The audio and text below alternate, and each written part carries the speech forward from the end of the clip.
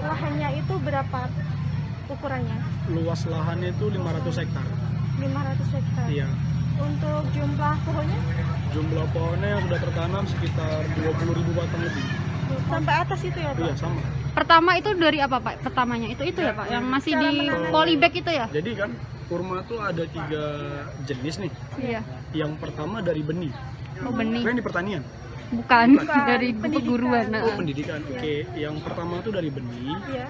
Yang kedua itu bibitnya kultur jaringan. Yang ketiga itu anakan atau dibilang offshore.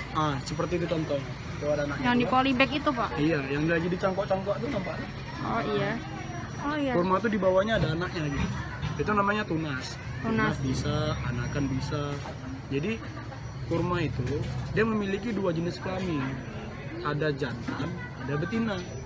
Yang berbuah cuman yang betina, yang Iya. jantannya kita ambil serbuk sarinya. Itu bisa dibuat tanaman lagi, tanaman baru. Dari mana? Dari Dari serbuknya. Nggak bisa. Serbuknya itu hanya untuk mengawinkan saja. Oh. Nah, jadi contoh, pohon ini kan dia mengeluarkan bunga. Iya. Ada bunga jantan, ada bunga betina. Iya. Nah, bunga si jantan ini dia nggak bisa jadi buah. Bunga betina dia bisa jadi buah. Nanti dari bunga jantan kita ambil, kita kawinkan dengan cara diserbu. Pengaplikasiannya bisa ditepuk-tepuk, atau bisa dikuas juga, atau bisa disemprot pakai spray. Kalau pengaplikasiannya banyak, tapi intinya satu, memang tujuannya itu untuk mengawinkan. Yang jantan kita ambil sarinya, nanti kita kawinkan ke betina, betinanya mengeluarkan buah yang bagus.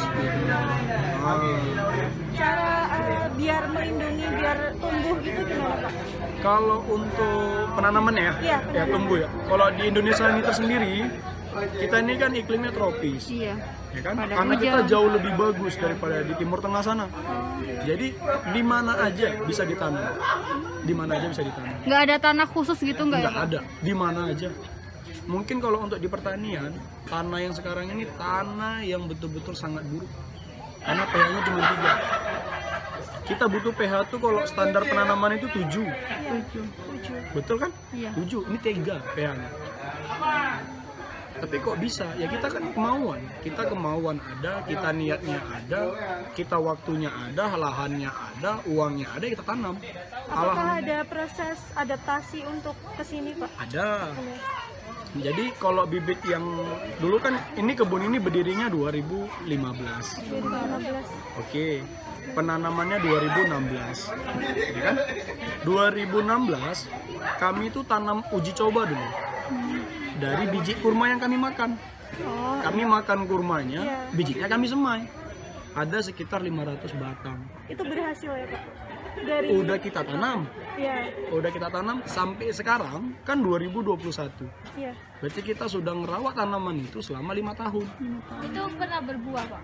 Iya, dari yang 500 batang saya semai itu, yang berbuah cuma 20 batang. Oh, Berarti ya Allah. susah ya, Pak? Bukan Yang susah, lainnya hidup. gagal. Gagal. Karena Yang lainnya iklim itu hidup ya? tapi Hidup, nggak berbuah. dia hidup tapi tidak berbuah gitu.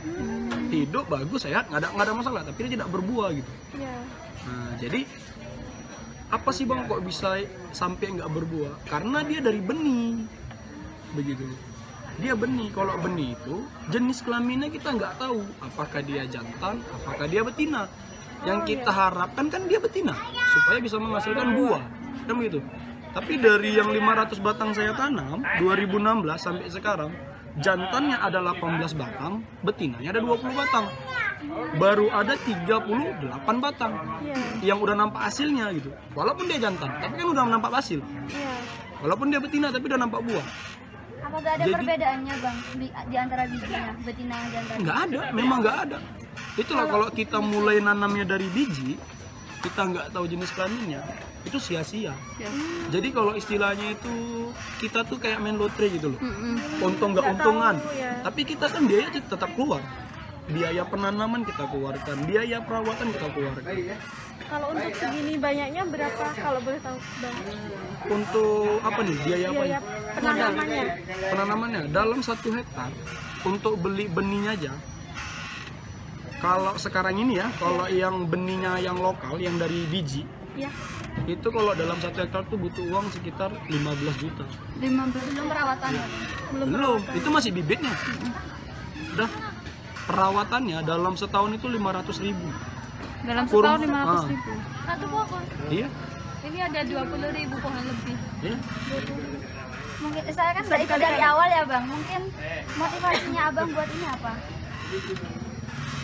Saya orang Islam. Iya. Di Aceh ini 90% orang Islam. Beda sama Pulau Jawa. Iya. Saya yakin kitab Al-Quran itu kitab yang baik memimpin kita sebagai orang Islam. Karena di Islam itu diajarkan di dalam Al-Quran itu di surah Yasin tentang tanaman-tanaman surga, yaitu kurma, zaitun, tin, delima, anggur, bahkan pisang. Salah satu tanaman surga. Jadi gini, ada apa? Kayak gitu. Jadi kan kita ikut pelajari, kita pahami, kita tekuni. Ternyata ada satu tanaman yang beda daripada tanaman lain, yaitu kurma. Sampai dengan 20 kali disebutkan dalam Al-Quran. Makanya kita termotivasi menanam di situ. Nah, kita juga orang Islam. Kita tanam, alhamdulillah sudah mulai menghasilkan. Begitu. Jadi kita ini dulunya kan kita impor kurma. Iya. Yang kita impor juga kurma kering. Nah, sekarang kan sudah bisa konsumsi sendiri. Karena udah ada kurma sendiri. Kalau yang ditanam ini jenis apa aja ya bang? Kalau jenisnya banyak, mungkin kalau dari yang biji ada namanya KL1, ada yang namanya H1 merah, H1 kuning. Kalau yang saya impor dari Inggris itu namanya kultur jaringan, varietasnya Barhi. Dia buahnya kuning, kurma muda yang buahnya kuning. Habis itu ada yang saya impor dari Abu Dhabi.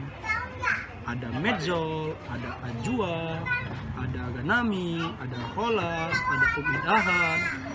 Menurut saya di sini ada sekitar 10 varietas lebih yang sudah tertanam. Macam-macam. Jadi kalau menurut saya kenapa kurma? Karena kurma ini belum ada gitu. Iya. Di seluruh pertanian Indonesia mungkin belum ada gitu. Ya, cuman di Aceh yang Baru besar. iya. Sulit tadi itu ya. Iya, karena orang gini langsung memvonis gitu loh. Misalnya contoh di daerah kita ada nanam kurma udah gede, udah 20 tahun umur tapi nggak berbuah. Iya. Tapi nggak ada nampak hasil apa-apa. Langsung divonis udah nggak usah nanam kurma. Kurma tuh nggak hidup, kurma tuh nanti nggak berbuah. Nanti kalaupun dia udah berbuah nggak manis. Inilah kita Indonesia. Betul? Iya.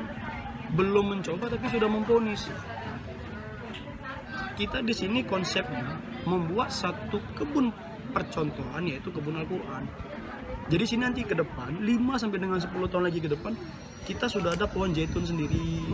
Kita sudah ada pohon delima sendiri. Itu planningnya Bapak Iya, atau iya? planningnya perusahaan kita. Oh. Saya sebagai manajernya. Hmm. Jadi perusahaan saya itu ada direktur utama, ada komisaris, dan saya orang ketiga dari perusahaan itu manajer. Berarti sebetulnya buah-buah di Timur Tengah itu cocok di Indonesia ya Pak? Cukup cocok gitu. Sekarang kita niatnya dulu mau atau enggak. Kalian udah pernah nengok pohon zaitun? Belum. Belum kan? Belum. Ada di rumah. Ada di Di rumah. salah satu kediaman kiai tapi. Hah? Ini zaitun. Inilah zaitun. Yang kita tahu minyaknya oil virgin. Inilah zaitun. Ini Yang usianya ini baru. yang Iya, kayak sumur ini bang. yang dia ada cincinnya itu. Oh. Kita minyak kayu putih tadi. Iya kayak Itu zaitun. Nah, itu zaitun. Abang baru tanam sekitar usia 2 tahun Baru setengah. ada satu ini bang. Oh, 2 tahun. Ada yang banyak, tapi masih kecil-kecil, rata-rata segini. Ini usianya 2 tahun setengah. 2 tahun. Belum berbuah berarti. Belum, dia katanya 5 tahun.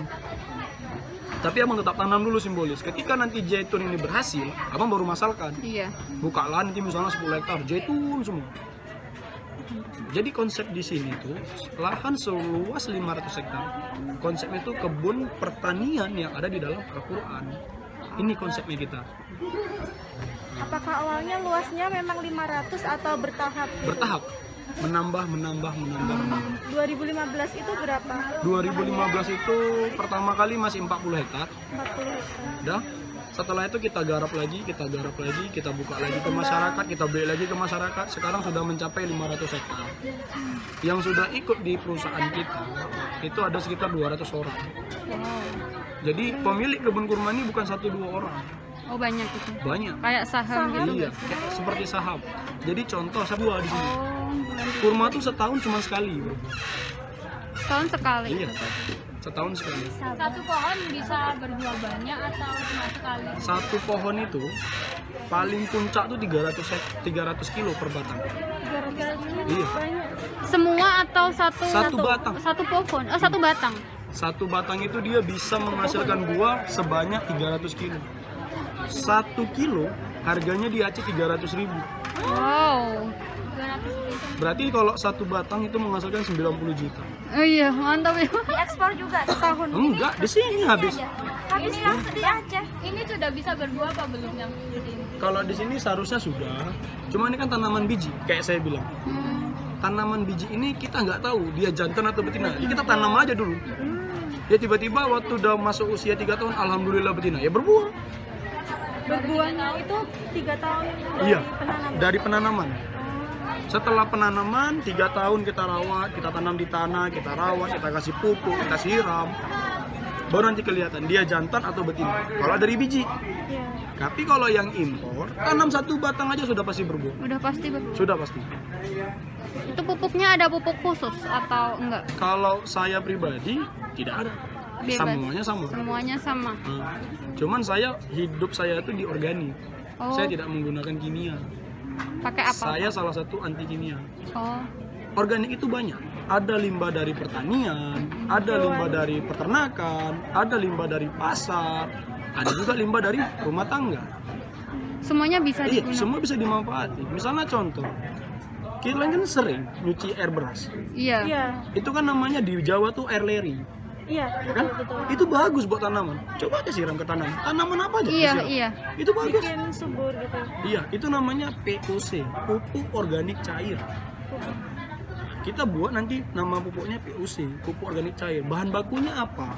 Nanti ada limbah air kelapa. Kan kalau di pajak itu kan kalau orang ngambil parutan kelapa itu kan airnya dibuang. Iya. Iya. Itu kita ambil. Bang, saya minta airnya, boleh. Oh juga kalau misalnya kita nggak ambil kan dia juga buang air kelapa itu. Untuk apa sama dia? Iya. Karena kelapa tua kan.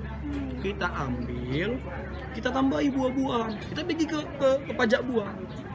Mana buah yang mudah busuk? Biasanya kan kayak pepaya mudah busuk, nanas mudah busuk, kayak mangga yang bonyok-bonyok, itu kita ambil. Misalnya contoh, oh ini nggak bisa diambil, beli, nggak apa-apa kita beli. Tapi kategori namanya limbah itu kan murah beli. Misalnya satu keranjang itu beratnya sampai 50 kilo. Kalau di Aceh harganya cuma 20.000.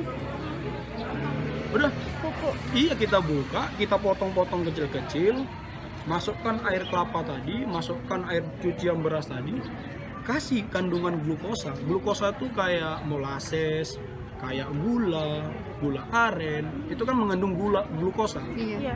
Nah, nanti kita beli bakteri pengurainya.